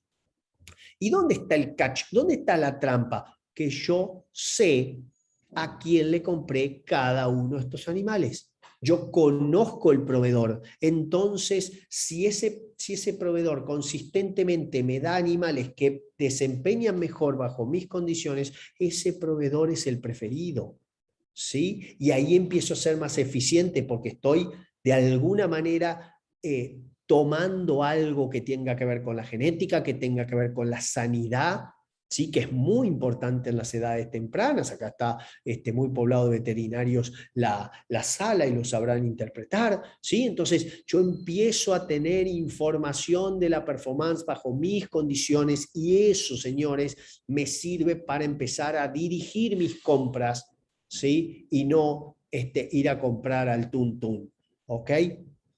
Y esto es un modelo de manga, esto es un feedlot de la localidad de América, en provincia de Buenos Aires, en donde ustedes pueden ver de las estaciones de pesaje y tratamiento de los animales, todo con cuestiones hidráulicas, la balanza aquí donde se toman los datos individuales del animal y todos los componentes de caracterización que tienen que ver con el tratamiento de bienestar animal, de dónde aplicar las inyecciones o las aplicaciones que tengan que decididas por los veterinarios del equipo, digamos, cómo tratar bien a un animal para que ese animal continúe siendo productivo bajo mis condiciones. ¿Sí? Lo mismo con sombras, este es un caso de una empresa en Uruguay en donde con el reciclaje de plásticos que vienen de los silobolsa, que de otra forma muchas veces se andan volando por el campo, uno logra sombras que son fantásticas. Esta foto la tomé yo mismo abajo en la sombra un 13 de diciembre, o un 12 de diciembre, no recuerdo bien, pero créanme que hacía un poquito de calor y yo estaba feliz ahí abajo, como por supuesto también estaban estas vaquillas en Flores en Uruguay, ¿sí? En esto tenemos que seguir trabajando y sobre todo comunicando a una sociedad que nos interpela. Y acá vamos a 4 o 5 diapos finales en donde el desafío ambiental lo tomó Fernando en forma excelente, ¿sí? Y los hechos son que, bueno, es una preocupación mundial, a la ganadería se le asigna un rol negativo, ¿sí? A veces intencionadamente, a veces en forma errónea, pero honesta, que bueno, eso es, por ejemplo, corregible. Nuestro primer paso debería ser docencia, paciencia y generación de datos, sabiendo que la ganadería puede ser una aliada, no una enemiga. ¿Sí? Esto es lo mismo que presentó Fernando, entonces lo paso rápido, pero es el ciclo biogénico. Yo les recomiendo ir a la página de Frank Millener en la Universidad de Davis en California, donde esto lo explica, inclusive con videos que son muy, muy educativos para aquellos que no están familiarizados o para mostrar, ¿sí?, al común de la gente que no tiene por qué entender y combina todo lo mismo, ¿sí? Es lo mismo el metano que viene de la ganadería del metano que viene de combustibles fósiles. Algo que preguntaron hoy, hay herramientas para mitigar el metano. Aumentar la productividad es la primera porque disminuye la cantidad de metano emitido por kilo producido. Luego hay aditivos, luego hay mejorar la digestibilidad de los pastos con una suplementación o con suplementación proteica o mejorando la forma de pastoreo. Pastorear más joven el pasto tiene mucho impacto sobre las emisiones comparativamente con pastorearlo cuando el pasto está pasado, ¿sí? Entonces hay muchas herramientas las cuales tenemos que trabajar y hay también trabajos, valga la redundancia, como del doctor Bigliso, en donde se discuten los balances, ¿sí? El balance entre emisión, que hasta ahora siempre se nos trató así, versus el secuestro, en donde cuando se lo toma discutido o no esta forma de tomar el balance por este paper del doctor Bigliso, se observa que lo que antes era prácticamente neutro como balance, hoy tenemos balances positivos. Mercosur ni hablar, y Argentina y Brasil como países, ¿sí?, líderes en esto por volumen, en donde tenemos grandes cantidades de carbono que es secuestrado por bosques que tienen que estar produciendo y pasturas que tienen que estar produciendo para secuestrar, ¿sí?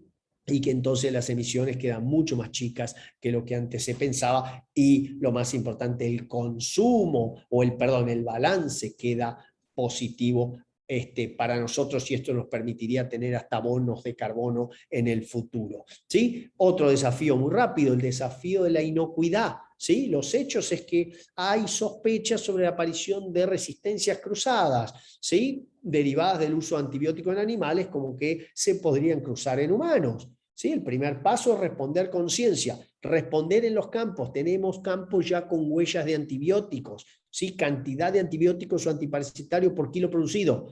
Esto es bastante novedoso en muchos campos, pero ya lo estamos haciendo y tenemos que invitar a más gente a tomar esos datos. Tenemos que trabajar racionalizando el uso de antibióticos en los planteos. No se puede dar antibióticos porque sí, se tiene que pensar por qué y buscar alternativas. 2 diapos rápidos. Esto del grupo del doctor McAllister en Canadá, en donde el mensaje es, siguieron una bacteria que se llama Enterococcus faciens y lo que vieron es que los enterococcus de origen humano, ¿sí?, eran los responsables de la aparición de resistencia en humanos. mientras que los Enterococcus de origen animal eran los responsables de la aparición de resistencia en los animales. O sea, no veían esa cuestión de resistencia cruzada, lo cual no quiere decir que no exista. Quiere decir que cuando se estudia de esta forma se pueden ir descartando apariciones generalizadas de resistencia y nos sigue marcando el camino hacia el mayor trabajo en la racionalización del uso de antibióticos y que la respuesta muchas veces está en la misma naturaleza. Este es un ejemplo, un desarrollo del cual vengo trabajando hace muchísimos años en conjunto con la Universidad de Barcelona, en conjunto con otras universidades. De hecho, Florencia García es una tesista doctoral que finalizó hace el año pasado, publicó el trabajo el año pasado, pero la tesis es finalizada en 2018, en donde estamos evaluando extractos diferentes de plantas. Acá tienen el cinamaldehído, este es la canela, el clavodolor, este es el clavodolor, esta es la canela y este es el chili, el ají de la famosa mala palabra, en donde esta combinación de extractos nos está permitiendo de alguna manera tener alternativas y sustitutos al uso de algunos antibióticos particulares. Vamos rápidamente a conclusiones e implicancias de estos trabajos, en donde yo sé que existen motivos productivos porque estoy en un negocio, económico porque estoy en un negocio, pero lo económico viene atado a lo productivo también, por aquello que les decía del aumento del ingreso más que la reducción del gasto. Tengo motivos ambientales y sanitarios para mejorar la eficiencia en ganadería, ¿sí? Y todo me tiene que servir a mí si yo soy el ganadero, productor, empresario. Si no me sirve a mí, alguien me tendría que estar pagando. Y sabemos que en Argentina no te quieren pagar por eso. La ganadería es un negocio, entonces si yo soy más eficiente, o sea, haciendo lo mismo gano más, o haciéndolo mejor gano más, voy a estar mejorando mi negocio. Tengo que poner foco primero en lo básico, ¿sí? Dentro de la cría, la recría y la terminación. Recordemos que el bife de la mejor calidad, entendido calidad como lo que le gusta a A, que puede ser lo que no le gusta a B, pero sí la calidad que le gusta a A, también la calidad que le gusta a B, la calidad que le gusta a C, ese bife empieza a formarse en la panza de mamá. Sabemos que tenemos desafíos ambientales, los mencionó muy bien Fernando en su presentación anterior. Tenemos que, difícil a veces, responder con ciencia y mensajes claros. Digo difícil a veces porque te hacen enojar, ¿ok? Y es parte del negocio. La sociedad interpela muchas veces mediante una suerte de influencer o gente que está siendo pagada por intereses que son diferentes a los que podemos perseguir nosotros como productores de alimentos. Y yo estoy convencido, y eso todos los años tengo nuevas demostraciones, que es la tecnología y la aplicación la que nos va a permitir producir cada vez más alimentos de calidad. Con esto les agradezco la atención, espero no haberme pasado mucho el tiempo y espero que todavía estén ahí, porque la verdad que uno ve su propia presentación y no sabe si la gente al final estuvo escuchando o no. Muchísimas gracias. Muchísimas gracias, Darío. La verdad que es fascinante y apasionante escucharte, así que muy interesante. Vamos con las preguntas. Hay varias preguntas, dedicamos 10 minutos para responder a la pregunta. Empezamos con la pregunta a Darío Colombato. Bien, Fernando dice, ¿cuándo se logran en gestación los animales con mayor musculatura? ¿Debido a la buena alimentación o resultado de la genética? Es decir, una buena genética y una mala alimentación durante la gestación, ¿causan una mala musculatura? Sí, porque esa genética no logra expresarse. Miren, hace poquito, es una anécdota autorreferencial que no debería venir al caso, pero hace poquito tuve una discusión con alguien porque el título de una de mis charlas era "Basta de toros caros en vacas flacas". O sea, no sirve pagar el mayor precio por semen de un toro para inseminar vacas y después no voy a nutrir bien a la mamá. O sea, no sirve. Si yo quisiera generar una generación, valga la redundancia, de atletas que ganen la maratón, no puedo colocar a las mamás que van a gestar esos atletas a una dieta estricta porque la genética no se va a expresar. Entonces, la genética tiene muchísima importancia. en la creación de musculatura, pero debemos acompañar esa genética con los pilares de la alimentación y la sanidad, no dejarle faltar nada a esos animales. Mucho de la sanidad entra por la boca, pero hay otros productos específicos, los antiparasitarios asociados a manejo, digamos, minerales y demás, y vitaminas, como vimos también en la presentación, que sirven, ¿sí? De nada sirve pagar por alta genética si no vamos a nutrir bien a la mamá, y ese es nuestro trabajo. Y en la próxima pregunta es de María. Dice, ¿cuál fue la suplementación basada en proteína para lograr el efecto en el peso de los terneros y la producción de leche de la madre? Fue un concentrado proteico cuya característica está basado en un poco de harina de soja con otro poco de pele de girasol y los minerales y vitaminas necesarios. Y el secreto, si se quiere, de este concentrado proteico en particular es que tiene limitadores de consumo que harían que el animal no consuma más que cierta cantidad. O sea, se intenta simplificar el modelo para que el animal tenga lo que se llama autoconsumo. Vaya a comer cuando desea. ¿Sí? El consumo en este experimento particular fue de casi 5 kilos del limitador. En otros casos hemos tenido 1, hemos tenido 2. Digo hemos, pero yo no participé en ese ensayo, de un grupo fantástico que tiene el INTA, que siempre es muy generoso y comparte los datos rápidamente. Pero esencialmente es un complemento proteico porque la dieta basal de las vacas, o sea, la dieta base, era heno de moa. ¿Sí? Podría haber sido equivalente a un pastizal pasado del invierno. ¿Sí? Entonces, era bajito en proteína. Al darle un complemento proteico, la vaca logra producir más leche. El ternero los primeros 3 meses depende mucho de la leche y poco del pasto porque todavía no es un rumiante, y a partir del 4.º mes ya el ternero dice, bueno, sigo tomando leche porque mamá me da, aunque la producción pueda caer de la mamá, pero ahora como más pasto. ¿Sí? En este caso, la diferencia que se obtuvo fue notable en favor. Lo ideal hubiera sido tener pasturas o pastos de calidad para darle a la vaca y no tener que gastar en el complemento proteico, pero tenemos la herramienta si el pasto se nos pasa o si tengo muchos animales para un pasto que no alcanza. Bien, la próxima pregunta es de Fernando. Dice, imprenta, flushing, peso compensatorio, ¿son iguales?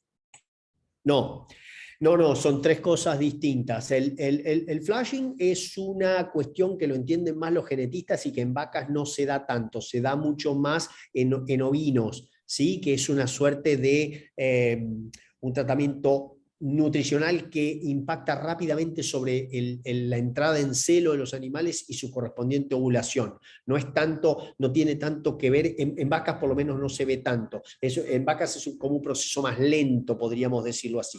Impronta es cuando yo logro, mediante una nutrición en el último tercio de gestación o una nutrición muy temprano en la vida del animal, logro un resultado, es epigenética, pero logro un resultado de incremento en desarrollo o en crecimiento de determinados factores. El caso de la impronta que hablábamos hoy es que si yo logro al destete del animal, los 3 primeros meses post-destete, supongamos que tiene 7 meses, lo llevo hasta los 10 con una suplementación de, digamos, grano de maíz sobre pasturas, si incremento el nivel de energía que doy,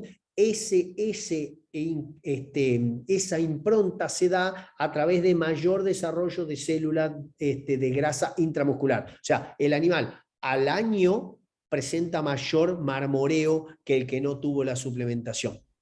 ¿Se entiende? Lo mismo sería si de una pastura mala le doy pastura buena. También se da en el pasto, es un incremento de energía.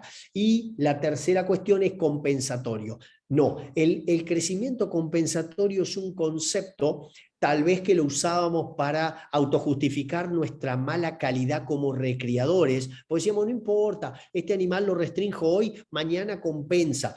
El mañana era 1 año y medio o 2 años después. O sea, crecimiento compensatorio es un concepto, como decía recién, en donde un animal que es restringido durante su etapa de crecimiento llega al mismo momento que el otro a su peso adulto, pero la adultez en el bovino llega a los 4 años. Entonces, si yo en un proceso de invernada, hoy en Argentina nuestro promedio de duración de la invernada, desde destete a terminación, es de 12 meses. Yo no puedo estar esperando 3 años. Si espero 3 años me tienen que pagar como pagan en España por ese buey añojo, le llaman el añojo, que lo pagan unos chuletones gigantescos. Está claro, ahí sí yo te espero 3 años, te espero 5 años. En Argentina, imagínense que el lunes que viene es el largo plazo, esperar 3 años o 5 años en ganadería es una locura tal vez, pero son 3 conceptos diferentes, lo que sería impronta, flashing o compensatorio. Hoy en ganadería moderna no hay espacio para crecimiento compensatorio. Bien, próxima pregunta. Mateo dice, ¿cuáles serían los meses de gestación que requieren una mejor nutrición para que los terneros expresen ese mejor desarrollo muscular? Entre el tercer y el sexto mes, lo cual no quiere decir, por favor no me malinterpreten, no quiere decir que tengo que tener la vaca gorda. La vaca gorda genera un ternerito más liviano al nacer. ¿Por qué? Porque no hay espacio, en una vaca gorda no hay espacio para el crecimiento del ternero. Y hay feedback negativo hormonal cuando yo sobreengraso un animal. ¿Sí?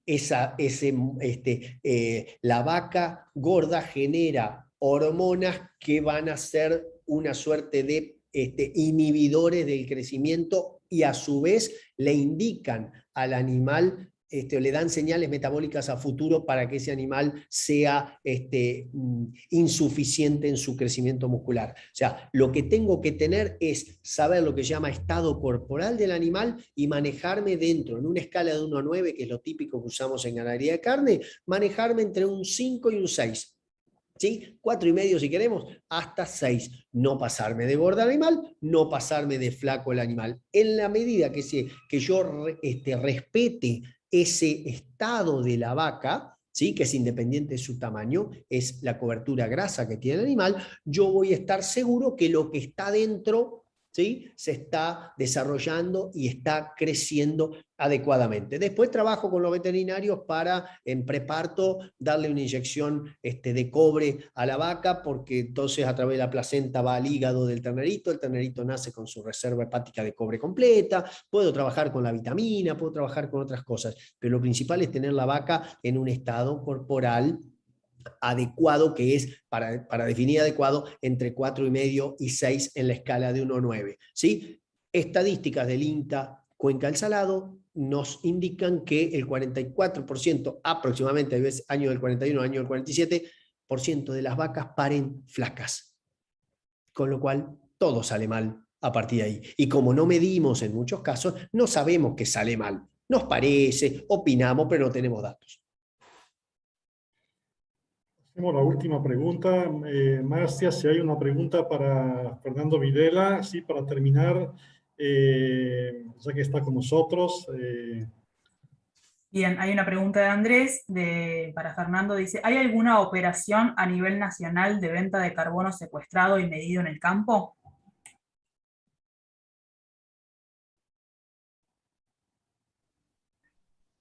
Hay varios intentos que están formulando en torno de esto. Hay algunos proyectos de lo que se llama también carbono neutro, o sea, de asociar la ganadería con forestales, ¿no es cierto? Conozco un par de casos que están trabajando en ello.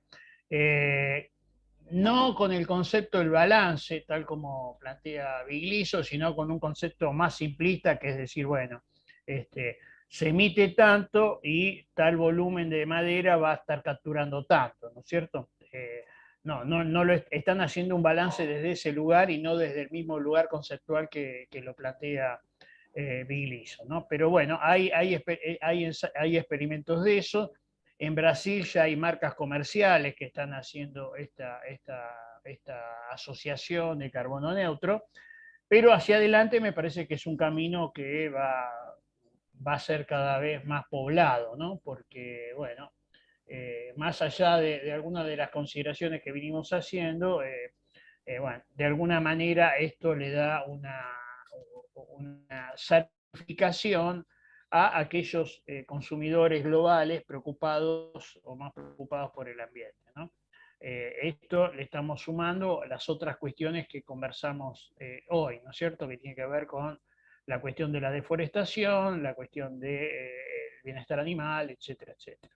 Ahí, tal como planteó Darío, además, para muchas de estas cuestiones, los usos de la tecnología van a ser relevantes y, bueno, claramente estamos en el siglo de la biología y de las ciencias informáticas, ¿no? En los chips se juntan algunas de estas cuestiones y deberíamos por ahí aprender de Uruguay, que hace 10 años que tiene una trazabilidad individual obligatoria, generada por un ministro de Agricultura y Ganadería que se llamaba Mujica, que después fue presidente, y que generó que hoy Uruguay tenga una identificación, una marca más país asociado a algunas características, ¿no es cierto? Ese camino está facilitado, el SENASA ha aprobado en los primeros días de diciembre de hace 2 años atrás la formulación de esos temas, pero lamentablemente quedó como no obligatorio, sino voluntario, ¿no? Así que bueno, ahí hay un camino para hacer para todo este tipo de certificaciones y cruzamientos tecnológicos que nos permitan llegar más fácilmente a estos requerimientos internacionales. Bueno, muchas gracias. Hay más preguntas, pero ya estamos con el tiempo, ya hemos un poco superado el tiempo, así que vamos terminando. La verdad que para mí fue un lujo escucharlo a Fernando Vilela, a Darío Colombato. Aprendí muchísimo, pienso que cada uno de los que estuvieron acá haya aprendido mucho. El video, todo el seminario estará disponible en YouTube, en el canal del Parque Científico y Tecnológico, a partir del día jueves.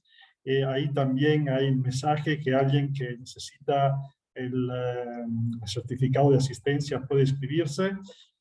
Bueno, agradezco también a cada uno de los que estuvieron presentes en el seminario, en particular a Agrofarma, a Juan Carlos Capese, que intervino al principio, que ayudó, que nos apoya a través del CATIC, con el cual tenemos este convenio con la facultad, que permite que podamos hacer esto. Aquí veo también que está el doctor Hugo Crudil, que está con nosotros, que es el director académico del máster, el director del Parque Científico y Tecnológico, así que se quiere decir una palabra para terminar. No, simplemente, bueno, gracias Alessandro. Simplemente agradecerles la excelente charla que han brindado, toda su expertise y desarrollo en las temáticas, Fernando y Darío. Un orgullo que sean docentes de la Facultad de Agronomía y que hayan participado de este seminario. También agradecer a Agrofarma, Juan Carlos, por la oportunidad que nos da también de poder llevar todas estas temáticas a la sociedad y llevarlas con nivel, que eso es lo principal, ¿sí?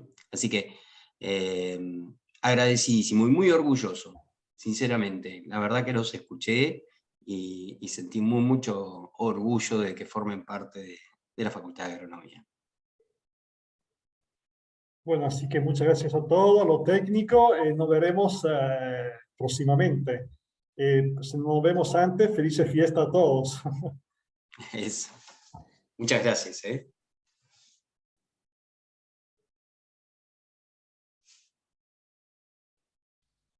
Felicidades, gracias. Gracias, Juan Carlos. Felicidades para todos. Muchas gracias por la invitación. Hasta luego. Darío. Muchas gracias.